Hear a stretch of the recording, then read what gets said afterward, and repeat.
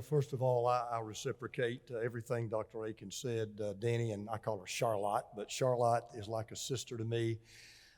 He's right about our funerals. As a matter of fact, I keep telling Danny, if you don't come to my funeral, I won't come to yours.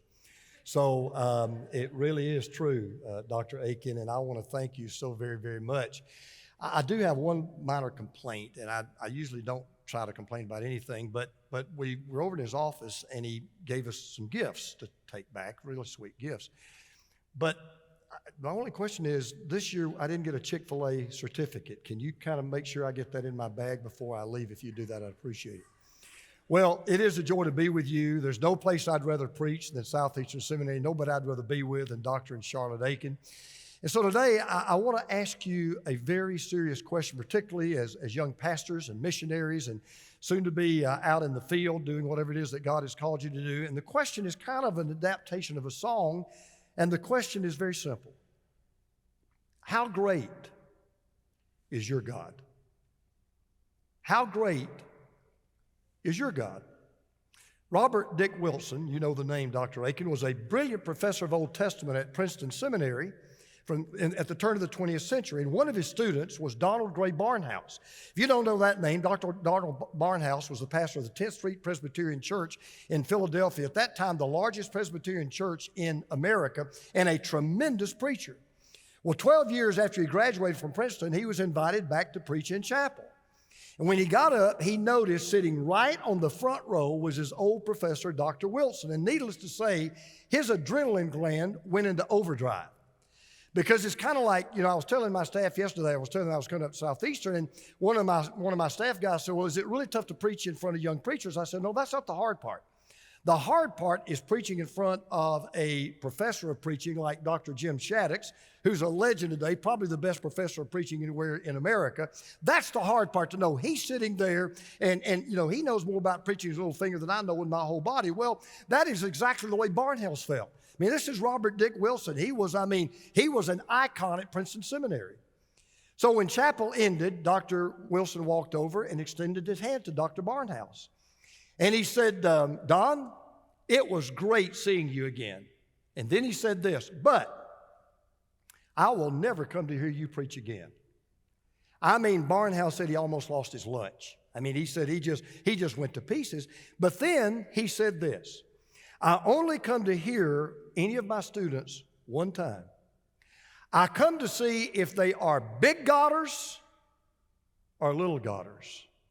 And then I know how big or how great their ministry will be. He said, I'm glad to know that you are a big Godder. I want to tell you, when I read that, I had to ask myself the question, James, are you a big Godder or are you a little Godder? And I would ask every one of you to just get dead level honest, because God knows the truth anyway, and be truthful. Are you a big Godder or a little Godder? I pose the question, how great is your God? Let me put it to the test. Does the way you pray, the way you handle your finances, the way you respond to pressure, the way you stand for truth, even the way you express your worship, does that reveal a big God or a little God? Do your thoughts glorify Him or grieve Him? Do your prayers bless Him or insult Him?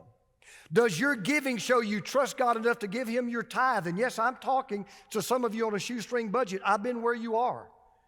I know what it is to go to a school like Teresa and I did when we went to Southern Seminary. I'd had back surgery. I couldn't even work. And she was a legal secretary, which, by the way, I don't even know what an illegal secretary is, but she was a legal secretary. She made $100 a week. And I'm the pastor, I'm the preacher boy, and I said when we came on with our first check, I said, I'm not really sure we can afford to give $10. She said, we're going to give $10. I've been where you are. And I ask you, big God, little God.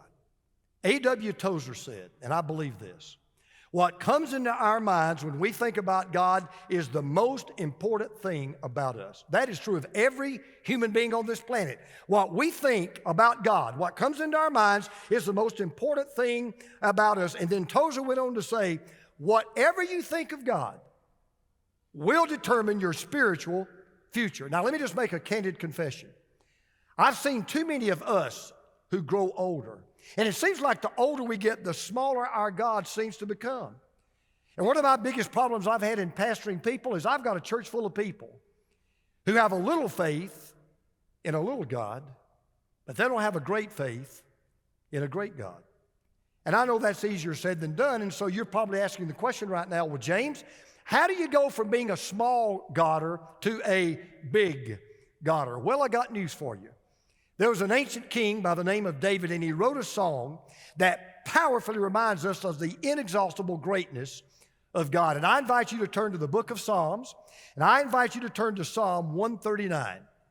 And as you turn to that psalm, we're going to learn something today, and that is the greatest knowledge. You're here to learn. You're here to gain knowledge. Some of you are here. I met with some students today who are in a great program here, and some of you are PhD students. I got a PhD. I love knowledge. I love to learn. That's kind of one of my attitude traits. I love to learn.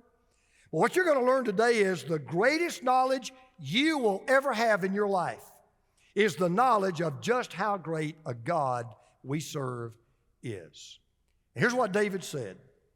He said, number one, I can trust the God who is omniscient. I can trust the God who is omniscient. Now that word omniscient comes from the Latin omni, which means all, and the Latin word scientia, which means to know. It literally means all knowing. In other words, God knows everything about everything and everyone all the time. You don't need to raise your hand. Have you ever been around somebody who acted like a know-it-all? You ever been around somebody like that? You say, yeah, I'm married to that person. All right, listen. God's not acting. He is the ultimate know-it-all. 1 John 3:20 says, God is greater than our hearts. And I love this statement. He knows everything. If you're an older parent, God is just like your teenager. You can't tell him anything. He already knows it all. Understand something. God's knowledge is not just intellectual, it is personal. Listen, God doesn't just know everything about you. God knows you. And here's a very frightening thought. God knows you better than you know you. God knows you better than your wife knows you. He knows you better than your husband knows you. He knows you better than your mom and dad knows you. He knows you better than anybody knows you. That's a frightening thought. I read the other day about a prosecuting attorney, and he was trying a case in a very small town. So he called as his first witness this elderly woman, Mrs. Smith, and she had lived in the town all of her life. She was one of those busybodies. She knew everything about everybody, and she was the biggest gossip in the whole town. So he calls her on the witness stand, and he said, Mrs. Jones, he was really confident about it, and he said, Mrs. Jones, do you know me? She said, why, yes, I know you, Mr. Williams. I've known you since you were a little boy. And he was smiling so big until she said, and frankly, you've been a big disappointment to me. She said, you lie, you cheat on your wife, you manipulate people, you talk about them behind their backs, you charge way too much money for your services, you don't have the brains to realize you're never going to amount to anything more than a 2-bit paper pusher. Yeah, I know you. Well, he was stunned, but he was just crestfallen. He didn't know what to do, so he turned and he pointed to the defense attorney. He said, well, Ms. Jones, Ms. Smith, do you know the defense attorney? Oh, she said, yes, I know him. I've known Mr. Bradley since he was a little boy, too. She said, as a matter of fact, I used to babysit him for his parents. And he was grinning until she said, he's also been a great disappointment. He's lazy. He has a drug problem. He cheated his way through law school. He can't find any woman who will marry him. And everybody knows he's the most crooked lawyer in the state. She said, yes, I know him. Well, about that time, the judge's gavel came down with a thunderous boom. He said, silence. I want the counsels to approach the bench. When they got to the bench in a very quiet voice with fire in his eyes, he said, if either one of you ask her if she knows me, I'm going to throw you into the jail for contempt of court. Now, God knows you. And let me tell you just how well God knows you. He knows who you are. David said in Psalms verse 1, you have searched me, Lord, and you know me. The Hebrew word there for search really means to pierce through or to dig. In other words, what he was saying was, God, you see right through me. It doesn't matter if you wear the mask. It doesn't matter if you put on the show.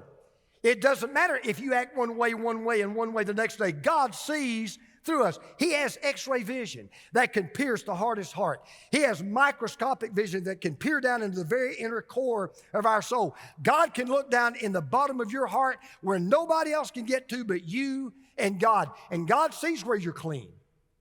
And God sees where we're dirty. God sees where we're right, and God sees where we're wrong, and God sees when we're good, and God sees where we're bad. He said, you know me. God knows who you are. Then he said, God knows what you think. He says in verse 2, you know when I sit and when I rise. You, listen to this, you perceive my thoughts from afar. God sees our thoughts as if they were on a highway billboard. God can read your mind just as easily as you can read your email. And listen to this. God not only knows what you're thinking right now, he knows what you're about to think before you even think it. This very second, get this in your mind. Your thoughts are being broadcast in stereo in God's headphones. One thing, never try with God. Don't ever go to God and say, can I tell you a secret? There are no secrets with God. He knows everything. He knows who you are. He knows what you think. He knows where you go. He says in verse 3, you discern my going out, my lying down. You are familiar with all my ways. God says, I don't care what you do. I don't care whether you lie down, get up, sit down, stand up. My eyes are on you. Let me tell you something about God. We say it about somebody else, it's not true, but it is true about God. He sees you when you're sleeping. He knows when you're awake. He knows if you've been bad or good, so be good for his sake. He knows it. He knows where you go. God knows every place you go, everything you do, every step you take. He knows the what, he knows the when, he knows the where, he knows the how of everything you do. And what David is saying is this, don't ever think that God ever takes his eyes off of you. He never does. You're never out of his sight. You're never off his mind. And David says, beyond all of that, he knows what you say. Psalm 139, verse 4. Before a word is on my tongue, Lord, you know it completely. I mean, that's just incredible. God not only knows what I'm saying, he knows what I'm going to say before I say it. And so when you think about this great God that we worship, my soul, God, you know my heart. You know my mind. You know my soul. You know my words. You know my deeds. And that's why David goes on to say this in verse 5 and 6. You hem me in behind and before. You lay your hands on me. Such knowledge is too wonderful for me, too lofty for me to attain. In other fact, here's what David said. Your mind blows mine. Your mind just blows mine. I can't believe it. You know me from north to south, east to west, inside and out. But here's the key. You ready for this? This God that knows us and knows everything about us, knows us better than we know us, still loves us and still wants to have a relationship with us. How great is your God? I can trust the God who is omniscient. And then David said, I can trust the God who is omnipresent. He says in verse 7, where can I go from your spirit? Where shall I flee from your presence? Some of you have heard perhaps of the great philosopher Yogi Berra. Yogi Berra once made a great observation. He said, I've noticed something. Everywhere I go, there I am. You know what? Everywhere you go, there God is. Unlike God, unlike us, God never has to go anywhere because wherever anywhere is, God is already there. And then David said, let me just tell you how present God is in your life. He says, first of all, death cannot take you away from the presence of God. Not even death. Verse 8, if I go to the heavens, you're there. If I make my bed in the depths, you're there. David said, if you die, God's already at the grave waiting for you to take you to heaven so that when you get to heaven, you'll still be with him. He said, death cannot take you from the presence of God. Distance cannot take you from the presence of God. Verse 9, if I rise on the wings of the dawn, if I settle on the far side of the sea, even there your hand will guide me, your right hand will hold me fast. David said, I don't care how high you fly. I don't care how far you swim, you will still be in the presence of God. I remember when I was in college, I took my first plane trip. And I was flying back to college. I'd never flown on a plane in my life. I was flying by myself. And I mean, just if you've ever, all of you probably remember your first flight. I mean, I was really scared. I mean, it was frightening. And I was by myself. I remember taking off and just, gosh, I was just so, I mean, my stomach was in a knot, and we get above the clouds. And it just so happened the day before I had read this very verse in the book of Psalms. He makes the clouds his chariot, and he rides on the wings of the wind.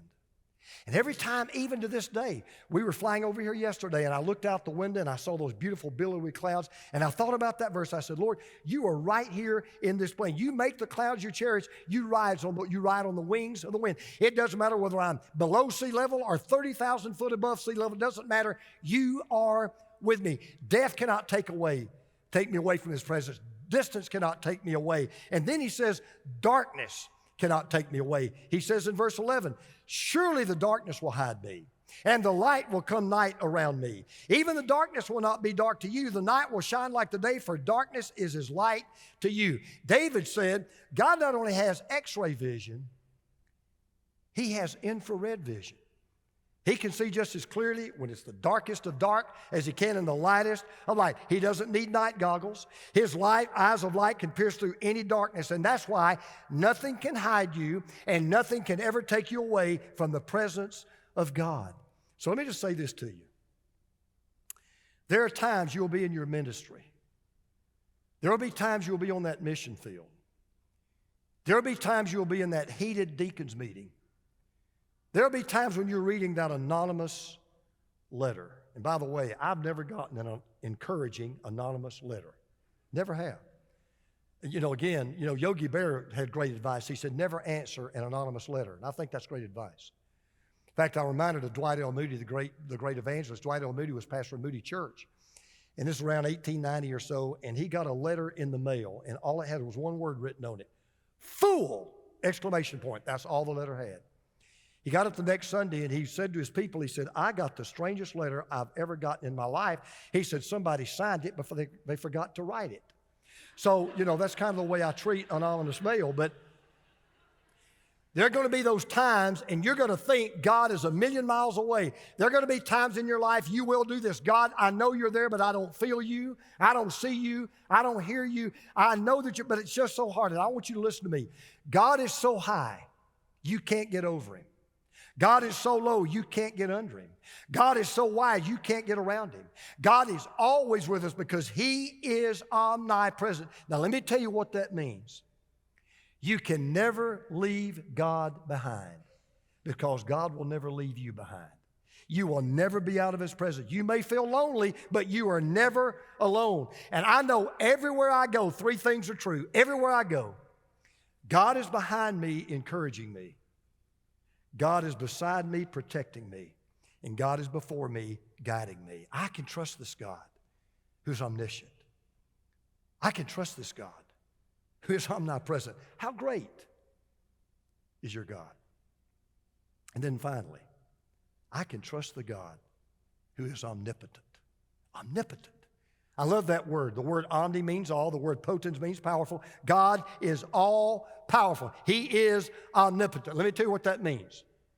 God can do anything that does not contradict two things, his word or his character.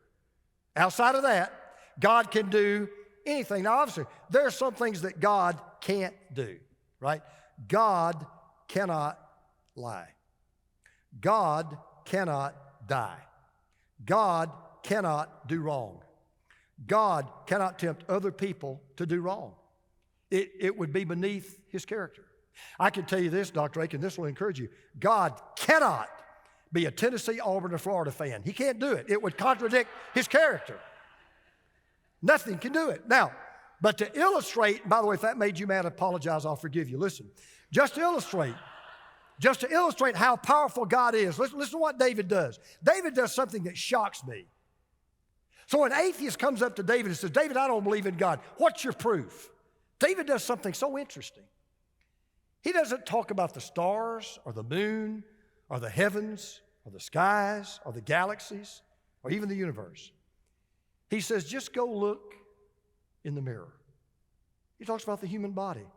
Iconic poster George Gallup once said this: I could prove God statistically if I had to take the human body alone. The chance that all the functions of the individual human being would just happen is a statistical monstrosity.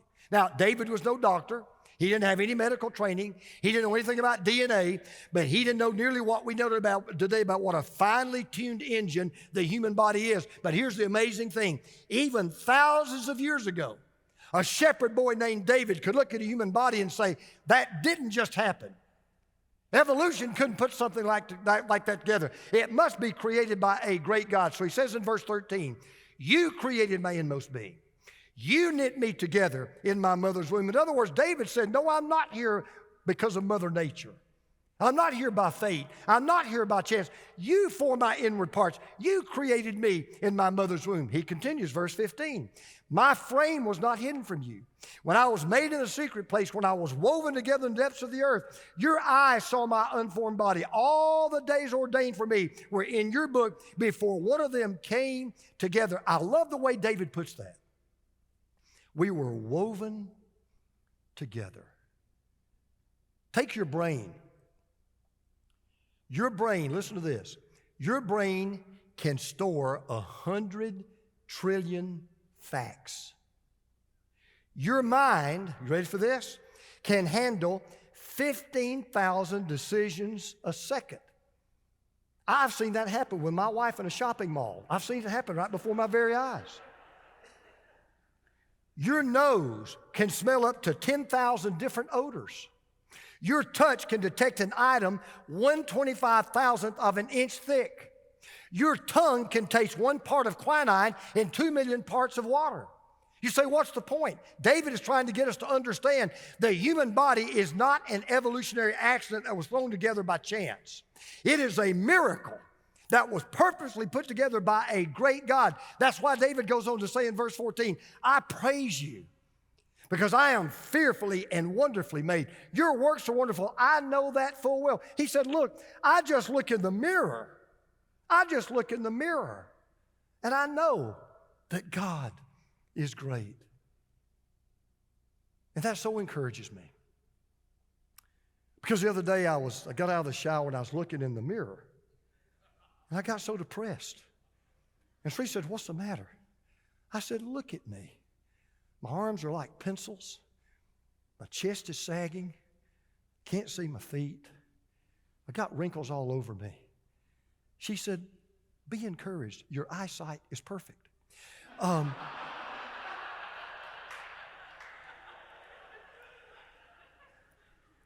Take the body as a whole. Take the body as a whole. Listen to this. Our bodies contain over 30 trillion cellular machines that carry genetic information. Now, this blows my mind. The genetic information contained in every cell of the human body is roughly equivalent to a library of 4,000 books. Here's what that means. If you were to catalog all the genetic information in one human body, it would take a library big enough to hold 30 trillion times 4,000 books, about the size of Al Mohler's library. Now, only an omnipotent God with all powerful hands could create this magnificent machine called a human body. But then David doesn't stop there.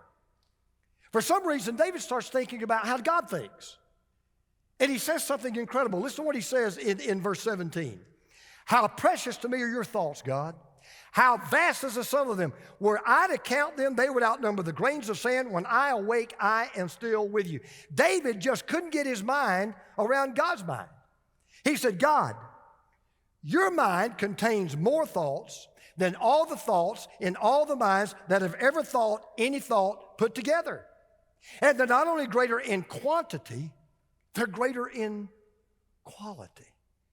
We sometimes get really enamored with our intelligence and our knowledge and our degrees. Well, let me just kind of humble all of us a little bit.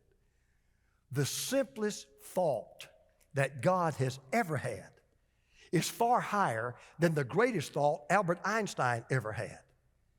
There's no mind like his mind. And then you understand what God said to Isaiah, and then you say, okay, now I get it. You know this verse.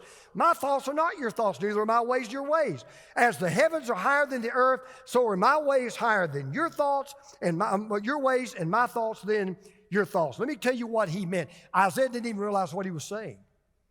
Astronomers have spied galaxies 12.3 billion light years from Earth. Think about that now. Galaxies are 12.3 billion light years from Earth. You remember your physics. Light travels 186,000 miles a second. So in other words, it only takes light 8 minutes to travel the 93 million miles between the sun and the earth. That means the sunlight I'm seeing right now outside that window is only 8 minutes old. But light, listen to this, light from the furthest galaxy that we can see is 12.3 billion years old. It took that light 12.3 billion years to get here. What's the point? God says, you want to know the distance between the way you think and the way I think? You want to know the difference between the distance between what you think and what your mind can do and what my mind can do? We underestimate God's greatness by about 12.3 billion light years. So, if God is all this, James, He's omniscient, and He's omnipresent, and He's omnipotent. If this God is all-knowing and all-powerful and always present, then I want to ask every one of you to get real practical. Let's just bring this home to where we live on Tuesday morning. Let's come down from the sky in the 30,000th view. Let's put feet on our theology. If what I've said to you is true about God, I have a simple question. What problem are you facing in your life right now that God can't solve? None. What is there in your life you just can't trust God with? The answer is nothing. The fact of the matter is, not only can you trust Him for your life on earth, you can trust Him for your soul for all eternity. So listen to how David closes this magnificent song. Search me, God, and know my heart. Test me and know my thoughts. See if there's any offensive way in me, and lead me in the way everlasting. So buckle your seatbelt. So when I got up this morning and God searched my heart, let me tell you what God saw. He saw the envy. He saw the jealousy. He saw the pride. He saw the selfishness inside of me. When He read my thoughts, He saw the lust, the greed, the battle with bitterness that we all deal with. He sees it all. He sees all the things that I'm so glad you can't see in me.